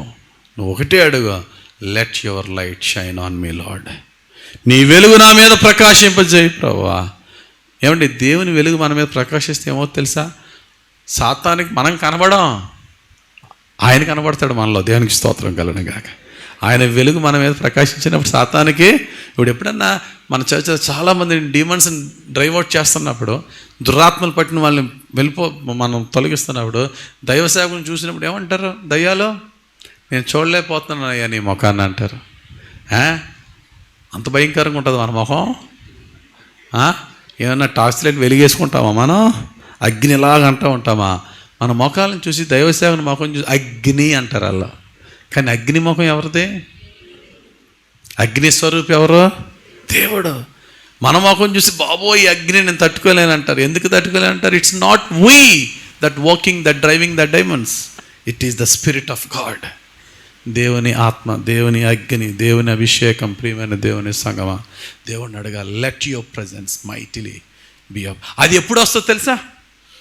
ఒక ఇనప మొక్కను రోజంతా అయస్కాంతానికి అంటించాం అనుకోండి, రెండో రోజు ఇనప మొక్క ఏమవుతుంది? అయస్కాంతం అయిపోద్ది. 40 రాత్రం పగలట సేనాయి కొండ మీద దేవునితో మోషే గడిపి కింద దిగుతున్నాడట. ఇశ్రాయేలీయులు మోషే ముఖమును చూడలేకపోయిరి. Filled with the glory of God, filled with the light of God, divine glory. బాబోయ్ చూడలేకపోతున్నాం అంటే మోషే ముసుకేసుకున్నాడు ముఖం మీద, వాళ్ళు చూడలేకపోవడం వల్ల. ఏంటా మహిమ? ఆయన ప్రజెన్స్, ఆయన ప్రజెన్స్. చదవనమాట నిర్గమాకాండంలో మోషే ముఖ చర్మము ప్రకాశించుననే మాట ఉంటుంది. నిర్గమాకాండం 34:29 Exodus chapter 34 and verse 29 says, మోషే సినాయి కొండ దిగుచుండగా శాసనములు గల 2 పలకలు మోషే చేతిలో ఉండెను. అతడు ఆ కొండ దిగుచుండగా ఆయన అతనితో మాట్లాడుచున్నప్పుడు తన ముఖ చర్మము ప్రకాశించిన సంగతి మోషేకు తెలిసి ఉండలేదు. విషయం అది హైలైట్ ఏంటి చెప్పండి. ఇప్పుడు మోషే మాకు దగదగ మెరిసిపోతుంది, అందరూ చూడలేకపోతున్నారు. మోషే మామూలుగా ఇటు అలా చూస్తున్నారు, ఇటు అలా భయపడుతున్నారు అంటే మన మొహం మనకు కనబడదు కదా, మోషేకి తెలుస్తలేదు. ఇప్పుడు అది ఇక్కడ గొప్ప సంగతి ఏంటంటే, when the presence of God, when the mighty presence of God lives in us and be with us, automatically demons tremble. మన ముఖం చూసి గొనికేస్తూ ఉంటాయి, మనకు అర్థం కాదు ఏంటి మనకంత సీన్ ఎక్కడి నుంచి వచ్చిందని. దేవుడు అంటున్నాడు, భక్తుడు అంటున్నాడు, ప్రభువా నీ ముఖము నా మీద ప్రకాశింపజేసినప్పుడు నా కొమ్ము పైకెత్తబడును ప్రభువా. ఇటట ఆయన లైట్ కొమ్ము పైకి ఎత్తబడ్డం అంటే ఏంటి? He lifts up hour honour. చదవండి అన్నమాట. కీర్తనల గ్రంథం 89వ కీర్తన 15వ వచనం చదవండి, 17వ వచనం చదవండి. 89వ కీర్తన 15. శృంగధ్వనుల నెరుగు ప్రజలు ధన్యులు. యెహోవా నీ ముఖ కాంతిని చూచి వారు నడుచుకొనుచున్నారు. ఎవరు దేవుని ముఖ కాంతిని చూచి నడుస్తామో, ఎవరు దేవుని ముఖ కాంతిలో మనం నడుస్తామో వారి జీవితాలు ఎలా ఉంటాయట? 17వ వచనం చదువు ఇప్పుడు. వారి బలమునకు అతిశయాస్పదము నీవే, నీ దయచేతనే మా కొమ్ము హెచ్చింపబడుచున్నది. అది మా కొమ్ము ఏమవుతుంది చెప్పండి ఇప్పుడు? హెచ్చింపబడుతుంది. Our honour will be exalted. You will increase our honour, you will increase our glory. నీ మహిమ మా మీదకి వచ్చినప్పుడు ప్రియమైన దేవుని సంగమా, 4వదిగా దేవుని వెలుగు నా జీవితంలో నీ జీవితంలో ప్రకాశించినప్పుడు పరిస్థితులు మనకు అనుకూలంగా మారుతాయి. దయ్యాలు మనల్ని చూసి పారిపోతాయి. పరిస్థితులు మనకు అనుకూలంగా మారడమే కాకుండా మనం ఊహించిన దానికంటే గొప్పగా కార్యాలను దేవుడు సమకూర్చి జరిపిస్తాడు. ఎందుకంటే his favour is with us, not only just his presence. మోషే ముఖం ఒక్కటే వెలగలేదండి, మోషే ముఖం ఒకటే వెలగలేదు, దేవుడు అన్నాడు, నా మంచితనం అంతా నీకు ఇస్తున్నాను. నా మంచితనం, దేవుని మంచితనంలో ఏముంది? ఆయన శక్తి ఉంది, ఆయన ఆమ్నిపోటెన్స్ ఉంది, ఆయన ఆమ్నిసెన్స్ ఉంది. నా మంచితనం అంత ఇస్తున్నాను. ఈ గ్లోరీ అన్నీ ఎక్స్ట్రాలు, ఇవన్నీ అంటే ఎక్స్ట్రా అంటే నీకేం కావాలో? సొలొమోనా జ్ఞానం కావాలా? దేవుడు జ్ఞానం ఇచ్చి వదిలేసాడా? జ్ఞానము, ధనము, ఘనత, అన్ని ఇచ్చాడా? Just like that. When we spend in the Lord's presence, ఆయన మహిమలో మనం ఉన్నప్పుడు, ఆయన ముఖకాంతి మన మీద ప్రకాశించినప్పుడు, ఆ మహిమ యొక్క, ఆయన లైట్ యొక్క బై ప్రొడక్ట్స్ బోర్డులను ఉంటాయి, మనకు తెలియదు. కానీ నా ముఖం మెరిసిపోతుందని ఆయనకే తెలియదు కదండి, మోషే గారికి. కాబట్టి దేవుడిని అడుగుదాం, ప్రభా నీ ముఖకాంతి నా మీద ప్రకాశింపజేయి. అప్పుడేమవుతుంది? నాకు నీ ఫేవర్, నీ మంచితనం తోడుగా ఉంటుంది, నీ సన్నిధి నాతో ఉంటుంది నాయన. దేవునికి స్తోత్రం కలుగును గాక. లాస్ట్ అండ్ ఫైనల్ ఐదవదిగా దేవుని లైట్ మన మీదకి ప్రకాశించినప్పుడు ఏమో తెలుసా? Our character will be like Christ like. We will get the Christ likeness in our life. మన క్యారెక్టర్ మారిపోద్ది. క్యారెక్టర్ ఎలా మారుతుందంటే, ఆయన లైట్ మన మీద పడినప్పుడు మన క్యారెక్టర్ మారి మనలో క్రైస్ట్ని లోకం చూస్తుంది. దేవునికి స్తోత్రం కలుగును గాక. ఏమండి, మోషే గారి ముఖమే దగదగలాడింది, కానీ మోషే కంటే మించిన వాడు యేసయ్య. ఆయన మనలోనికి వచ్చినప్పుడు మన క్యారెక్టర్ అనే లైట్ దగదగలాడుతుంది. దేవునికి స్తోత్రం. అందుకని యేసు ప్రభు కొండ మీద చేసిన ప్రసంగంలో, మనుష్యులు మీ సత్క్రియలను చూచి పరలోకమందున్న మీ తండ్రిని మహిమపరచులాగున మీ వెలుగును వారి ఎదుట ప్రకాశింపనీయుడి అంటాడు. మత్తయి సువార్త 5:16. ఏం ప్రకాశింప చేయాలట? చదవండి స్క్రిప్చర్. మనుషులు మీ సత్క్రియలను చూచి పరలోకమందున్న మీ తండ్రిని మహిమపరచునట్లు వారి ఎదుట మీ వెలుగు ప్రకాశింపనీయుడి. వారి ఎదుట ఏం ప్రకాశింప చేయాలమ్మా? మీ వెలుగు. వెలుగంటే ఏంటి చెప్పండి. ఇప్పుడు వెలుగంటే ఏంటి? నీ క్యారెక్టర్ వెలగాలి. The word you speak, the behaviour you behave, the things you do. నీ జీవితంలో, నీ ప్రవర్తన అంతటిలో నీ ఇంట్లో వారు చూడాలా, ఈ అబ్బాయిలో ఏంటి చేంజ్? ఒకప్పుడు అలా ఉండేవాడు, ఇప్పుడు ఇంత బాగా ఎలా మారాడు? ఈ అమ్మాయిలో ఏంటి చేంజ్? తల్లిదండ్రుల మాట వినని పిల్ల, తండ్రిని దుఃఖపరిచిన కొడుకు, వీడిలో ఈ చేంజ్ ఎక్కడి నుంచి వచ్చిందంటే ద లైట్ ఆఫ్ గాడ్. ప్రతి ఒక్కరిలో చేంజ్ అనేది జరగాల. అది ఎప్పుడు జరుగుతుందో మనకు తెలియదు. మనకు తెలియకుండా దేవుని వెలుగు మన హృదయంలో, మన మైండ్లో ప్రవేశించినప్పుడు automatically hour nature, our character, our attitude, everything will be transformed into Christ likeness. మన యొక్క రూపం ఎలాగే ఉండొచ్చు. మోషేలా మన ముఖమే మెరిసిపోదు, కానీ అలవాట్లు మారుతాయి, ప్రవర్తన మారుతుంది, క్రియలు మారుతాయి, మాటల విధానం అన్నీ మారినప్పుడు దేవునికి ఖచ్చితంగా మహిమ వెళ్తుంది. మోషే ముఖం వెలుగు తనకు తెలియకుండా ప్రజలు రికగ్నైజ్ చేశారా? అలాగా నీ క్యారెక్టర్ నువ్వు రికగ్నైజ్ చేయవు, కానీ చుట్టుపక్కల రికగ్నైజ్ చేస్తారు. నీలో చాలా మార్పు వచ్చింది. దేవుడిని అడగాలి ఈ రోజున. నువ్వు ఏ చీకటిలో ఉన్నా, ఏ అంధకార చీకటిలో ఉన్నా, దేవుడు అంటున్నాడు, నేను నిన్ను వెలిగిస్తాను.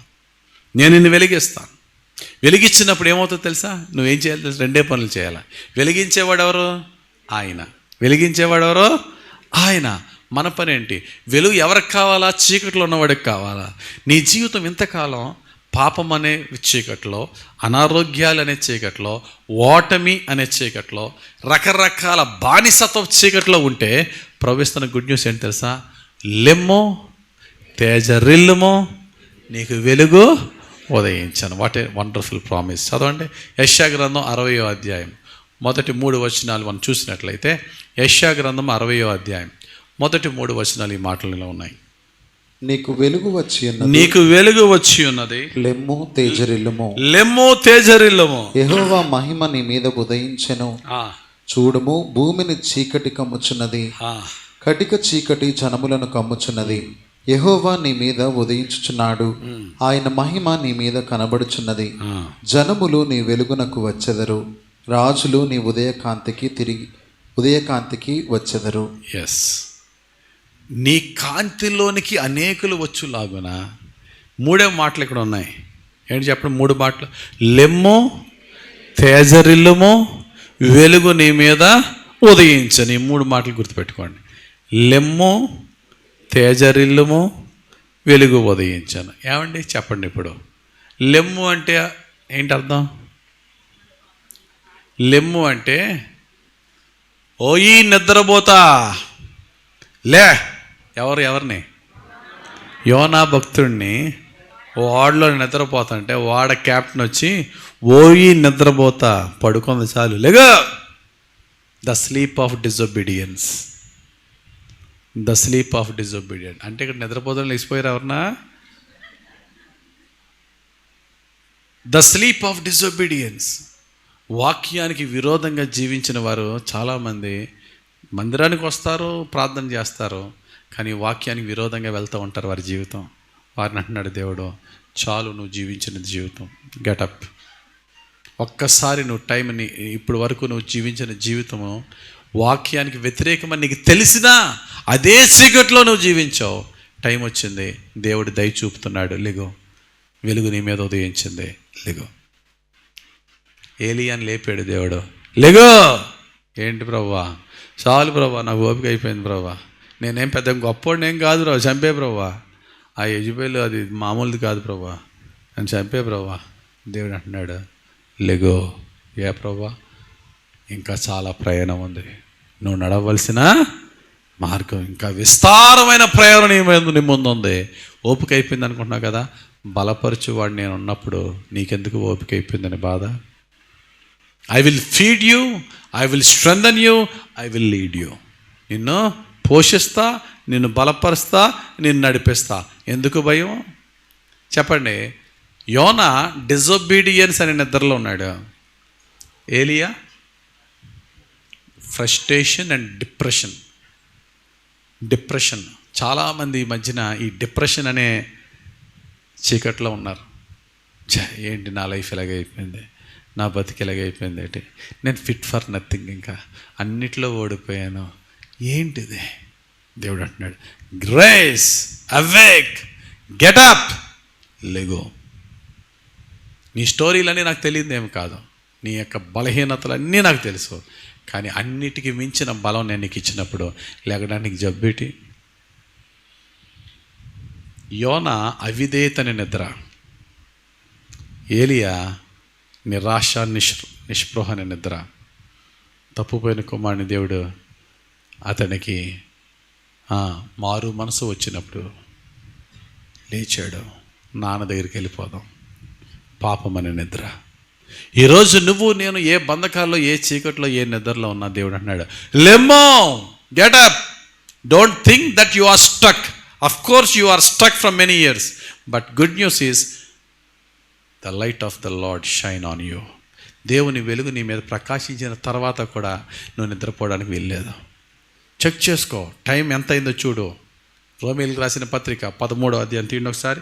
రోమీలకు రాసిన పత్రిక 13వ అధ్యాయం 11వ వచనం ఏముంది? మరియు మీరు కాలమును ఎరిగి నిద్ర మేలుకును వేళ అయినదని తెలుసుకొని అలాగు చేయుడి.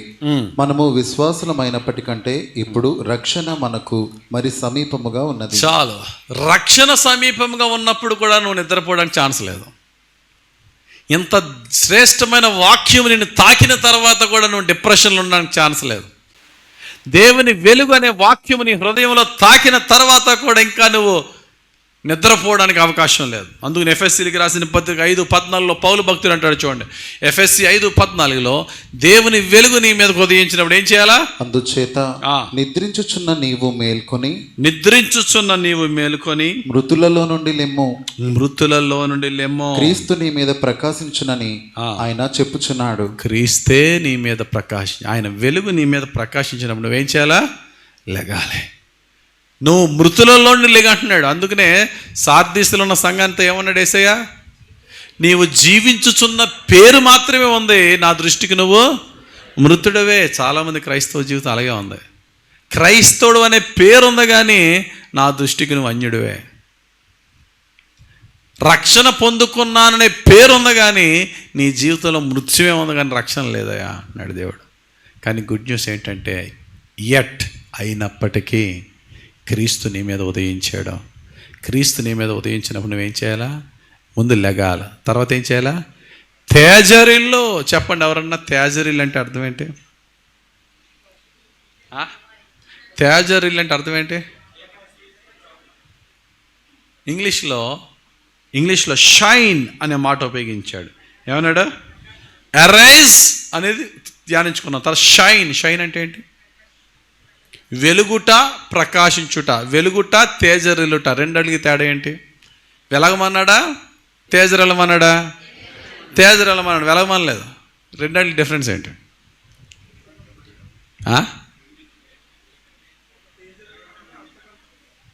రెండట్లకి తేడా ఏంటంటే సూర్యుడికి చంద్రుడికి ఉన్నంత తేడా. అర్థమైంది ఇప్పుడు మీకు? వెలుగుటకి ప్రకాశించుటకి తేడా ఏంటంటే సూర్యుడికి చంద్రుడికి ఉన్నంత తేడా. సూర్యుడు స్వయం ప్రకాశం, వెలుగుతూ ఉంటాడు. సూర్యుడు వెలుగుతూ ఉంటాడు, కానీ చంద్రుడు వెలగడు. సూర్యుని వెలుగుని రిఫ్లెక్ట్ చేస్తే షైనింగ్ అంటే అది. షైన్ అంటే అర్థం ఏంటంటే ఆబ్జెక్ట్ షైన్ అవ్వాలి అంటే దాంట్లో ఏ విధమైనటువంటి స్వయం ప్రకాశం అక్కర్లేదు. ఆల్రెడీ వెలుగుతున్న దాని వైపు చూస్తే చాలు ఈ షైన్ అయిపోద్ది. మనకి వెలుగు లేదమ్మా, మనదంతా చీకటి బతికే.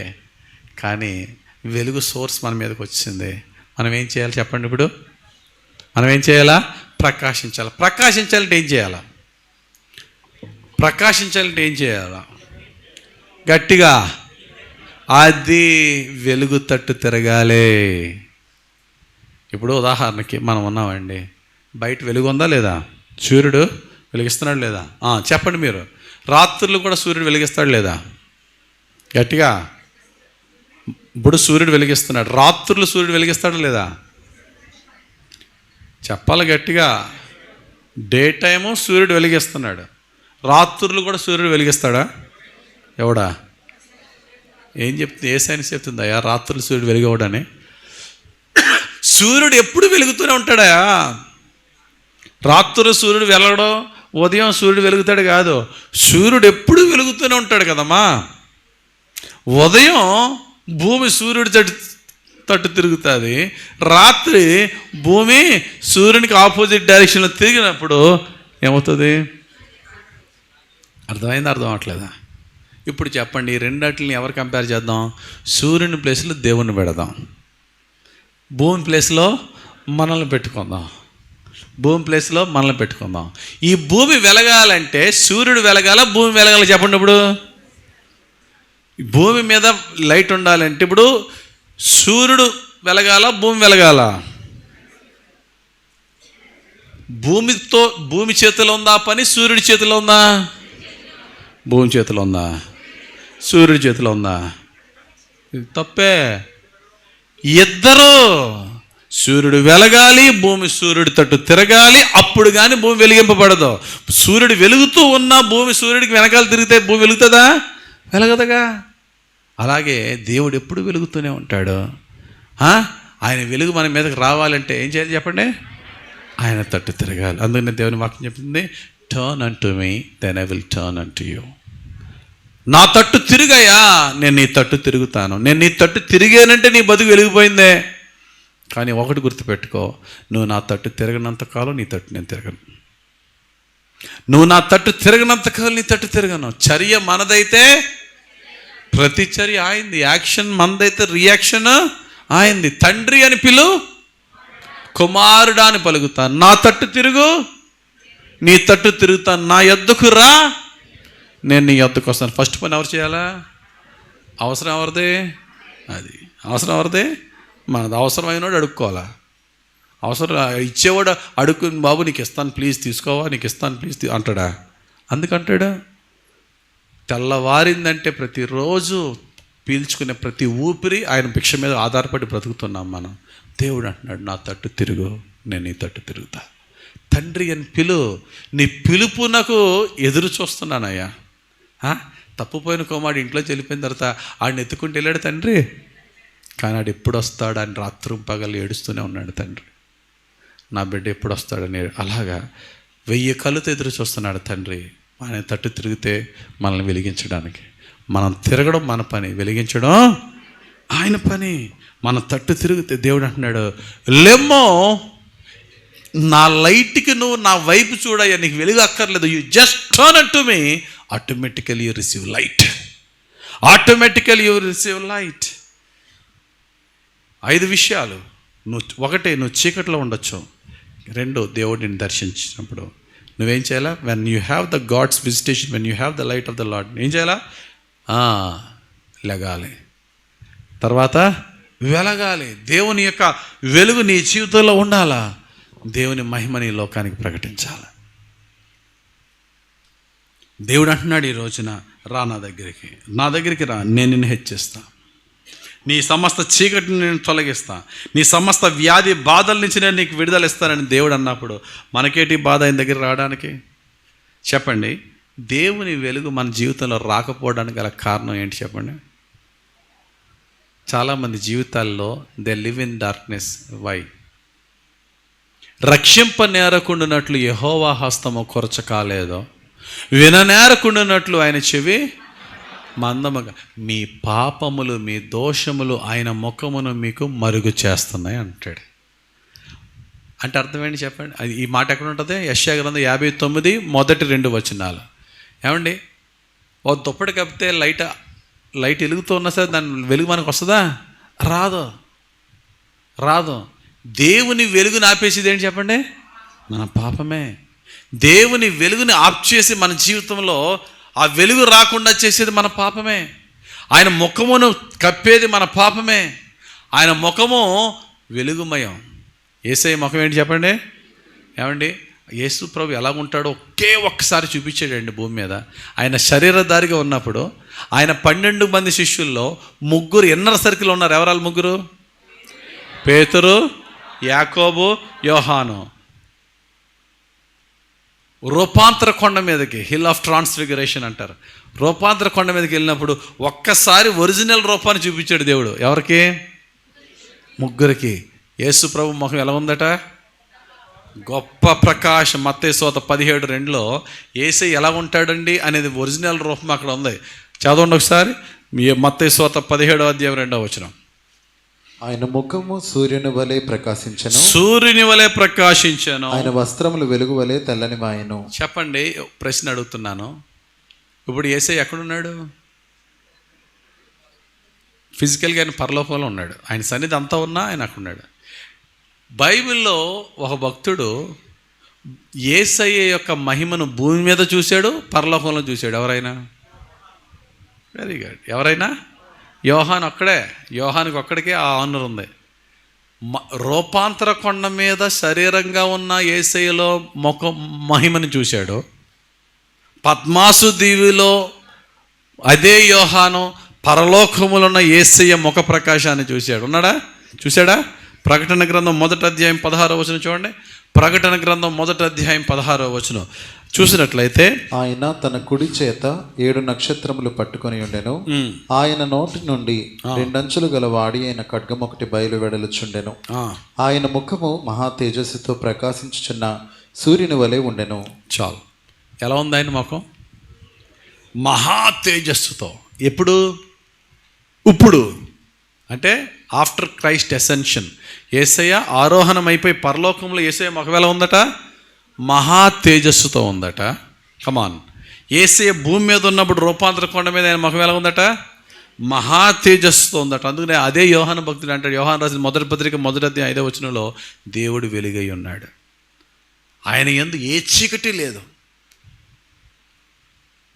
మేము ఆయన వలన మీకు ప్రకటించు వర్తమానం ఏమనగా దేవుడు వెలుగై ఉన్నాడు, ఆయన యందు చీకటి ఎంత మాత్రమునో లేదు. He is full of light. ఆ లైట్ని మరుగు చేసేది ఏంటి చెప్పండి? చీకటి, మన పాపమే. కాబట్టి మనందరికీ కూడా దేవుని వెలుగు వల్ల ఇన్ని బెనిఫిట్స్ ఉన్నాయి, ఇంకా ఎన్నో ఉన్నాయి. ఆ యొక్క గొప్ప ఆశీర్వాదాలు కావాలంటే మనకు ఆయన వెలుగు కావాలా.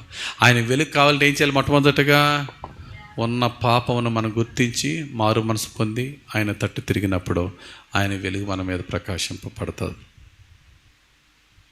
కొంతమంది భక్తులు వెలిగింపబడడానికి కారణం ఏంటో తెలుసా?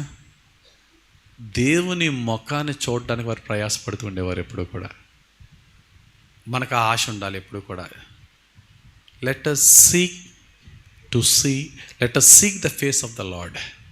let us see ఆయన సన్నిధిని, ఆయన వెలుగుని చూడడానికి ఆ తపన మనలో ఉండాలి. మోషేలో ఉందా లేదా ఆ తపన? ఉంది. భక్తుడైన దావీదు ఏమన్నాడో చూడండి ఒకసారి. దేవుని యొక్క ముఖాన్ని చూడడానికి ఆయన ఎలా తప్పించాడో. కీర్తనల గ్రంథం 27వ కీర్తన 8వ వచనం. కీర్తనల గ్రంథం 27వ కీర్తన 8వ వచనం.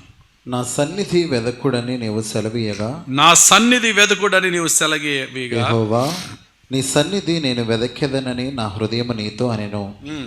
నీ ముఖమును నాకు దాచకుము, అయ్యా నీ ముఖము నాకు దాచొద్దయ్యా. కోపము చేత నీ సేవకుని తోలివేయకుము, నా మీద కోపంతో నన్ను గెంటేద్దయ్యా. నా సహాయుడవు నీవే, నీవే నా సహాయుడు. రక్షణకర్తవగు నా దేవా, నన్ను దిగనాడకము, నన్ను విడువకము. అయ్యా నన్ను కొట్టు కానీ నీ ముఖ కాంతిని నా నుంచి దూరం చేయొద్దయ్యా. దావీదు అంటున్నాడు, ఇంగ్లీష్ బైబిల్ అంటాడు, I seek your face lord. Seeking the face of the lord. Seeking the face of the lord అంటే అర్థం ఏంటి? ఆయన ముఖమును వెతుకుకొనుట. ఎలా వెతకాలండి ఆయన ముఖాన్ని? ఆయన ముఖాన్ని ఎలా వెతకాలి? ఎవ్రీడే వెతకాలి. మన ఏకాంత ప్రార్థనలో వెతకాలి. ఎలా వెతకాలి తెలుసా? ఒక్క మాట చెప్పి నా మాటలు ముగిస్తున్నాను. ఎలా వెతకాలంటే, మనం ప్రార్థనలో మన కళ్ళకి పని చెప్పం. మనం ఎప్పుడు కూడా 99% మనం నోటికే పని చెప్తాం. కానీ మన ప్రార్థనలో ప్రతి సెన్సార్గానికి పని చెప్పాలా. ప్రతి సెన్సార్గాను కూడా పని చేయాలా. హెవెన్లీ రెల్మ్లో ఉండాలా. ఈవెన్ కళ్ళకు కూడా పని చెప్పాలా. చెవులు వినాలా. దేహం ఆయన స్పర్శని ఫీల్ అవ్వాలా. అది 100% గ్లోరియస్ ప్రేయర్ అనమాట. కనీసం నోరుకు ఎలాగే పని చెప్తాం, కనీసం చెవులకు కూడా పని చెప్పండి. ఏంటంటే ఆయన ప్రార్థనలో మనతో మాట్లాడతాడు. ఆయన ఇంకొంచెం ముందుకెళ్తే ఆయన మన కళ్ళకి పని చెప్పండి. ఎలా కళ్ళకి పని చెప్పడం అంటే, చూడండి దేవుణ్ణి. ఏంటండి ఏదో కనబడినట్టు చూడండి అనేస్తారు అనుకుంటున్నారేమో. మీరు కళ్ళు మూసుకోండి, ఆత్మీయ నేత్రాలు తెరవండి. ఆల్రెడీ దేవుని ముఖాన్ని చూసిన వారు ఎలా చూసారో చెప్పండి, చూడండి. ఆ విధంగా మీరు చూడండి. దేవుని చూసిన వారు ఆయన ముఖం ఎలా ఉందన్నారు? యెహెజ్కేలు భక్తుడు చూశాడా? దానియేలు భక్తుడు చూశాడా? యోహాను భక్తుడు చూశారా? చూశారు. వీళ్ళందరూ కూడా యెహెజ్కేలు భక్తుడు చూసిన ముఖాన్ని ఎలా ఉందన్నాడు? యెహెజ్కేలు గ్రంథం 1వ అధ్యాయం 26-27లో అగ్నిమయమైన ఫేస్. అదే దేవుణ్ణి భక్తుడైనటువంటి దానియేలు చూశాడు. దానియేలు గ్రంథం 10వ అధ్యాయం 5-6 వచనాల్లో ప్రకాశమైన ఫేస్. అదే దేవుణ్ణి యెషయా భక్తుడు చూశాడు. యెషయా గ్రంథం 6వ అధ్యాయంలో కాంతి మహాసింహాసనము వెలుగు ముఖం. అదే దేవుని భక్తుడైనటువంటి యోహాను చూశాడు. మహావృద్ధుడిని చూచితిని, ముఖం ప్రకాశము, వెనకాతలంతా ఇంద్రధనస్సు. వీళ్ళందరూ కూడా ఒకసారి చూడలే, ఒక చోట చూడలే, ఒక టైంలో చూడలే, కానీ చూసిందంతా ఒకటే. ఏంటి కామన్గా ఉండేదేంటి? మహావెలుగు. కనుక ఇప్పుడు మనకు అది చాలుగా, మనకు ఆ డీటెయిల్స్ చాలుగా చూడడానికి. Imagine your self our God, our Lord sitting on the highest throne with the glory. మన దేవుడు అత్యున్నత సింహాసనాసీనుడై ఆయన మహా గొప్ప వెలుగుతో నన్ను చూస్తున్నాడు, నేను ఆయన చూస్తున్నానని చెప్పి సాగిలపడు ఆయన దగ్గర. నువ్వు ప్రార్థన చేసి కళ్ళు మూసుకున్నప్పుడు నీ ఏకాంత ప్రార్థనలో మహిమ తేజస్సుతో నింపబడిన నీ దేవుని ముఖాన్ని చూడడానికి ప్రయత్నించు.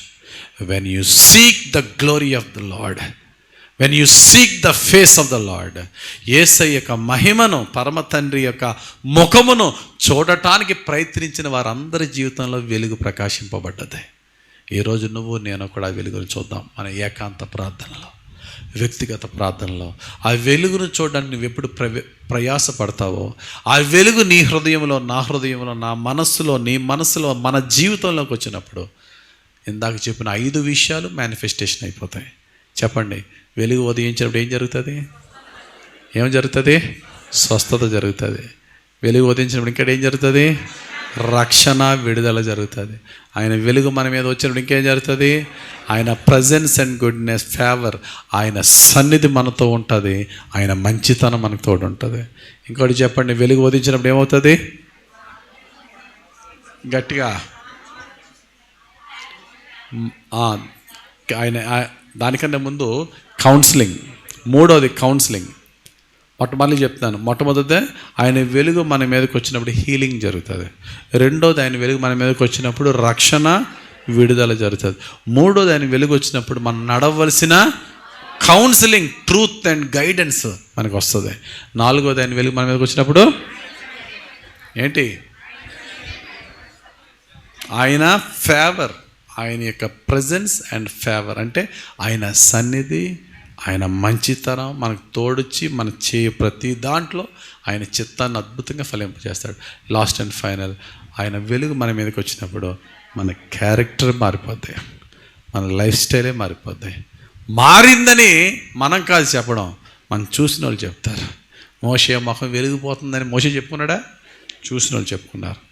మన ఫ్యామిలీ మెంబర్స్ రికగ్నైజ్ చేస్తారు, మన ఫ్రెండ్స్ రికగ్నైజ్ చేస్తారు. రికగ్నైజ్ చేసిన వాళ్ళు ఏం చేస్తారు? శబాషర్ అనరట. నిన్ను చూచిన వారు నీ తండ్రిని మహిమపరచున్నట్లు. అది కావాల్సింది. Finally honour, glory and praise belongs to one and only Lord Jesus Christ. మనల్ని చూడాలి, మనల్ని బట్టి దేవుని మహిమపరచాలి. కాబట్టి ఈ వాక్య సారాంశం అంతట్లోనూ తెలుసుకోవాల్సింది ఏంటంటే, దేవుని వెలుగును హృదయపూర్వకంగా ఆహ్వానిద్దాం. ప్రభువా, నీ వెలుగు నా హృదయములో, నా మనస్సులో, నా జీవితంలో, నా దేహములో, నా కుటుంబములో, నా ఇంట్లో, నా సంఘములో, నా మినిస్ట్రీలో, నా వ్యాపారములో, నా చేతి పనుల్లో సంపూర్ణంగా అనుగ్రహించు ప్రభు అని అడుగుదాం. ఆయన వెలుగు ఉదయించినప్పుడు లెమ్మో తేజరిల్లమో, వెలుగు నీ మీద, యెహోవా వెలుగు నీ మీద ఉదయించి ఉన్నది. దేవుడి వాక్యం మనందరి జీవితంలో దీవెనకరంగా నెరవేర్చి మన చీకటి జీవితాన్ని వెలుగుమయముగా మార్చి ఈ రోజు నుండి రాబోయే దినాల్లో రోజుకి ప్రతిరోజు ఈ రోజున్న వెలుగు కంటే రేపటి వెలుగు, రేపటి కంటే నెక్స్ట్ డే వెలుగు, అలాగే తేజరిలతో మన చివరి శ్వాస వరకు యేసుక్రీస్తు యొక్క సంపూర్ణ వెలుగులోనికి మనల్ని నడిపించును గాక. ఆమేన్. పరిశుద్ధుడా, ప్రేమ కలిగిన తండ్రి, ఈ మధ్యాహ్న వేళ నీ సన్నిధిలో నీ వాక్య ధ్యానం మాకు ఇచ్చినందుకు స్తోత్ర. అయ్యా, నీ దిన సేవకుడైనటువంటి అహరోను గారిని ప్రజలను దీవించే విధానంలో యెహోవా దేవుని సన్నిధి కాంతి మీ మీద ప్రకాశింపజేయును గాక అనే వాక్యము, అనే ఆశీర్వాదాన్ని పలకమన్నాం. అయ్యా, నీ సన్నిధి కాంతి మా మీద ప్రకాశించినప్పుడు మాలో పాపపు చీకటి కాలిపోతాయి, అపవిత్రత చీకటి మమ్మల్ని విడిచి పారిపోతాయి, దురాత్మ చీకటి నాశనం అయిపోతాయి, వ్యాధులు కనుమరుగైపోతాయి. నీ వెలుగు మాకు కావాలయ్యా. నీ వెలుగులో మేము జీవించాలి, నీ వెలుగుతో జీవించాలి. మాలో, మా మీద ఉన్న నీ వెలుగును మా చుట్టుపక్కల వారు చూచి నిన్ను మహిమపరిచి వారు వెలుగు యొద్దకు వచ్చి వెలిగింపబడాలి. అట్టి కార్యము ఇప్పుడు మా చివరి శ్వాస వరకు ప్రతిరోజు ప్రతి రాత్రి మా జీవితంలో మీరే జరిపించి మమ్మల్ని ధన్యులుగా తీర్చిదిద్దమని యేసుక్రీస్తు ప్రభు అతి పరిశుద్ధ నామములో ప్రార్థించి వేడుకొనిచున్నాం తండ్రి. Amen. Amen. God bless you.